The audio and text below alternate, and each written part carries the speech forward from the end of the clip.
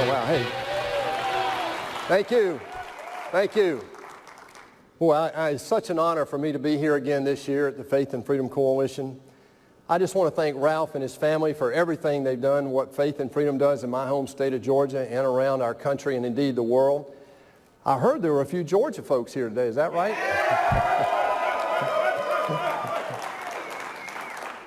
Folks, today, President Trump's agenda is working.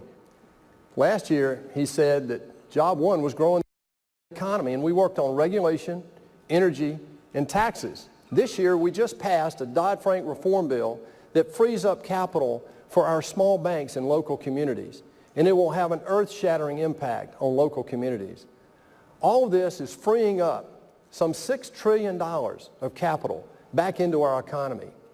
I'm just a business guy, but I can tell you this agenda is working. 3.5 million new jobs have been created since President Trump took office. 870 regulations have been reversed. Consumer and CEO confidence is at a 20-year high. And I'm proud to stand here before you today and tell you that because of a bipartisan bill we passed in the Senate, 1,550 people have been fired at the VA for not taking care of our veterans.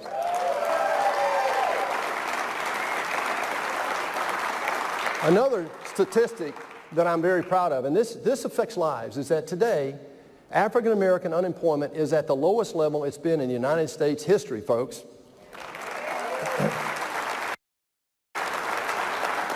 And probably most important of all, I think, is that when the Great Recession hit us back in 2008 and 2009, millions of people lost their jobs. They lost hope. And today, because of President Trump's agenda, 900,000 people have found work, regained self-confidence, and rejoined the workforce. There is no question that we have turned the tide of drift towards socialism in America. Yes, towards socialism. Who would have ever believed that we would have a presidential candidate who had the gall, after the Soviet Union has failed, after all the socialism experiments have failed around the world, who would have ever believed we'd have a presidential candidate talking about it? But we've stemmed that tide now with President Trump. But we can never take that for granted. Today, I want to talk about a different threat, one we cannot ignore. We're facing another challenge, and for the next 50 years, it's not going to go away. The struggle in the world will be between, I believe, self-determination, which is what we stand for, and state control. Last month would have been Karl Marx's 200th birthday, and one country actually built, paid for, and shipped a huge statue of Marx to his birthplace in Trier, Germany. That country was the People's Republic of China. China today, and this underscores how dedicated they are to continue the principles of communism around the world. Today, China has the world's second largest economy at $12 trillion. It has rapidly built up its military and charted plans for economic dominance. The Made in China 2025 initiative is a plan that poses a threat to American leadership in technology and all other economic and social endeavors. I used to live there. This is real. Their One Belt, One Road initiative is the largest global infrastructure investment since the Marshall Plan after World War II. At the same time, the Chinese government's commitment to total control of its people is strengthening at an ever-increasing rate today. I was just over there. In March of this year, President Xi Jinping consolidated power and became president for life, just like Mao Zedong. In April, the Chinese government continued its crackdown on Christianity by banning online Bible sales. Today, the Bible is the only major religious text, guys, that you cannot buy commercially in the People's Republic of China. That's unacceptable.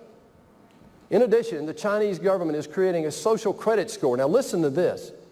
I don't think you've seen this in the Western media yet today. This is real. They're developing a social credit score on every individual in China. And it's based on how well they conform to state standards.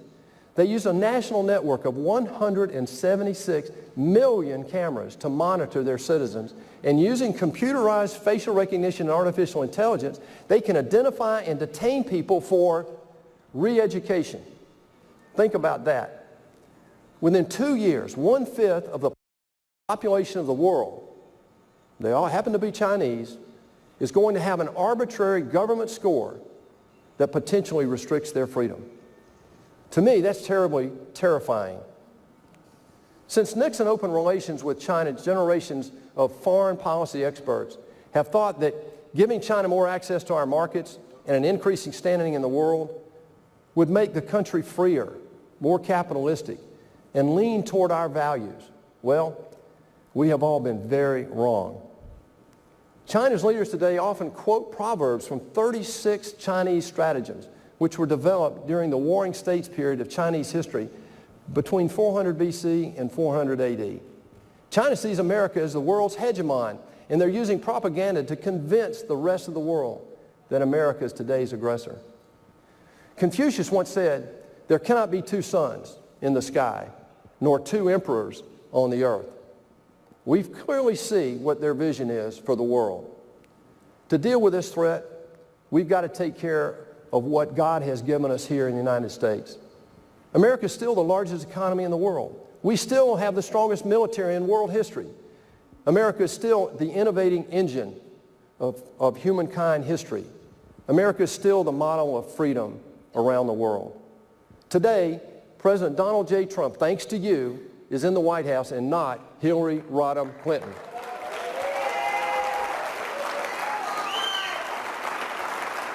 I thank God for a lot of things, but I thank God every day for that.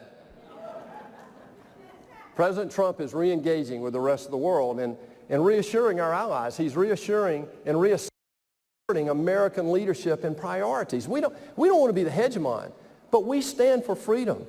There are so many people around the world that I've met in the last 3 years that depend on us for encouragement, for support, because they're fighting for their freedom.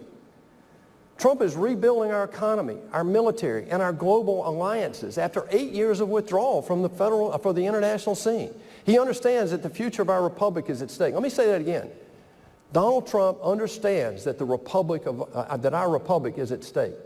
And I hope to deliver that message to you today. I take it just that seriously. That's why I ran for the United States Senate. Those of you from Georgia know this is not a new message from me. I fully believe, thank you. Trump has called out China's theft of our intellectual property. Where was the last president in dealing with this issue? Donald Trump has brought China to the trade table, and he secured their help with North Korea. And we need to pray for him this weekend as he goes to Singapore.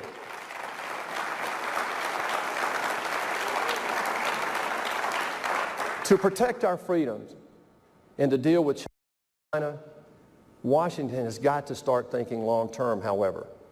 In 1789, when George Washington took office as our first president, China had indeed the largest economy in the world at that time. Not many Americans know that.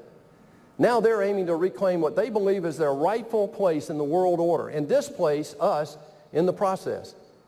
If we want to protect our freedoms, we cannot ignore this any longer. We've got to pay attention to this drive from China. We also need to change the way Washington does business, including solving one of our most insidious and dangerous issues, and that's our debt crisis. I'm fully committed before I leave here that we are going to have a plan and develop a plan long term to give us financial security again. And I think the time has come, finally, I think the time has come. I've said this is my third speech here with you guys since I've been elected, and I can tell you I'm not giving up on this one. It is finally time we bring term limits to the United States Congress.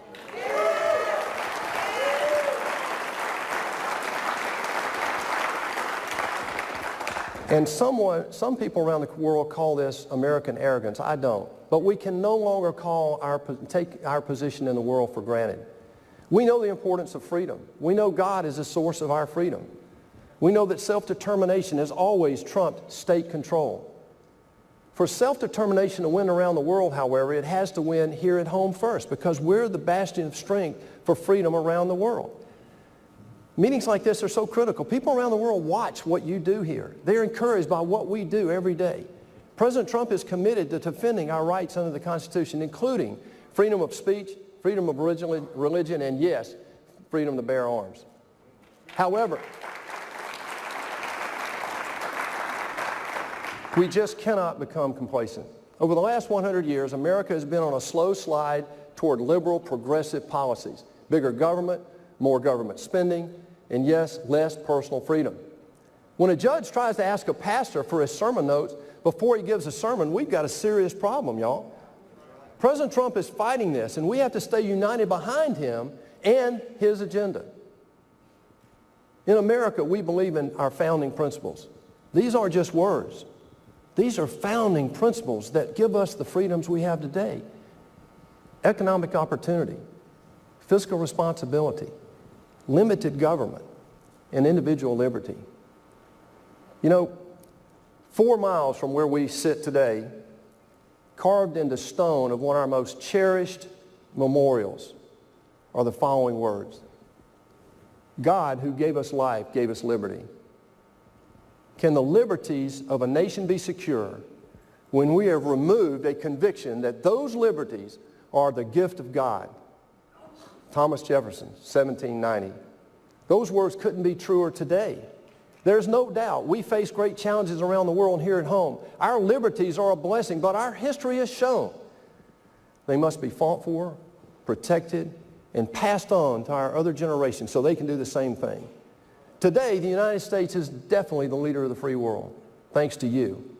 If we're committed to self-determination and freedom, we can help unleash a new era of opportunity, security, and prosperity around the world, not just here at home. We didn't choose this responsibility. I think it's our destiny. Together, you and I can ensure America's and the world's best days are indeed ahead. If not now, when? If not us, who? Thank you for all you do. God bless you, and God bless the United States of America. Thank you. Thank you.